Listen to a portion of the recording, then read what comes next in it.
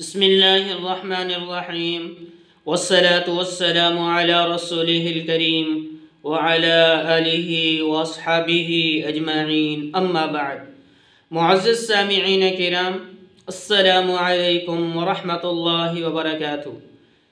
آج ہم آپ سے بات کریں گے خواب کے اندر بوسہ لینے کے حوالے سے، بوسہ دیکھنے کے حوالے سے، یعنی چمی لینے دینے کے حوالے سے۔ حضرت اس کی مختلف صورتیں ہیں اور اس کی مختلف تعبیریں ہیں۔ اگر آپ ان تمام صورتوں کی تعبیریں جاننا چاہتے ہیں تو آپ ویڈیو کو آخر تک لازمی دیکھیں۔ اگر آپ نے ابھی تک ہمارے چینل مولانا مجیب الرحمن آفیشیل کو سبسکرائب نہیں کیا تو اسے بھی سبسکرائب فرما لیں اور ساتھ لگے گھنٹی کے بٹن کو بھی کلک کر دیں تاکہ آپ تک ہمارے ہر نئی ویڈیو کی اپڈیٹ جو ہے وہ ٹائم ٹو ٹائم پہنچتی رہے۔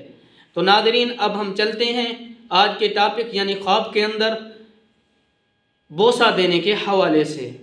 حضرت علامہ ابن سیرین رحمۃ اللہ علیہ نے فرمایا ہے، اگر کوئی شخص خواب میں دیکھے کہ اس نے کسی کا بوسہ لے لیا، کسی کا چمہ لے لیا، تو دلیل ہے کہ اس کا دوست اور چاہنے والا ہوگا، اور اگر کوئی شخص نامعلوم ہے تو دلیل ہے کہ نا امید جگہ سے فائدہ اٹھائے گا، اور اگر شخص معلوم ہے، اس کو جانتا ہے اور اس کا بوسہ لیا ہے تو دلیل ہے کہ اس سے خیر اور منفعت پائے گا۔ حضرت علامہ ابراہیم کرمانی رحمۃ اللہ علیہ نے فرمایا ہے کہ اگر خواب کے اندر دیکھے کہ کسی مرد کا شہوت سے بوسہ لیا، شہوت کے ساتھ بوسہ لیا، تو دلیل ہے کہ مردے کے لیے خیر کرے گا اور اس کے لیے دعائے خیر کرے گا، دعائے خیر سے اس کو یاد کرے گا۔ اور اگر خواب کے اندر دیکھے کہ مردے نے اس کا بوسہ لیا، یعنی جو مر چکا ہے اس نے آ کے اس کا بوسہ لیا ہے خواب دیکھنے والے کا، تو دلیل ہے کہ اس کا دوست اور طالب ہوگا۔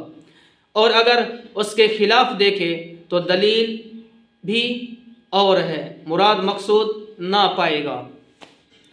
حضرت جعفر صادق رحمۃ اللہ علیہ نے فرمایا ہے کہ خواب میں بوسے لینے کی دلیل 4 وجہ پر ہے۔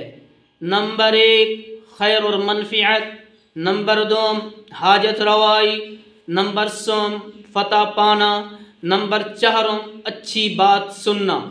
تو آپ بھی اگر ہم سے کسی خواب کی تعبیر پوچھنا چاہتے ہیں، کوئی مسئلہ پوچھنا چاہتے ہیں، یا آپ اپنے بچوں کو ہمارے پاس آن لائن قرآن کریم کی تعلیم دلوانا چاہتے ہیں، آپ خود سیکھنا چاہتے ہیں ترجمے کے ساتھ، تفسیر کے ساتھ، تو آپ میرے واٹس ایپ نمبر کے اوپر رابطہ کر سکتے ہیں۔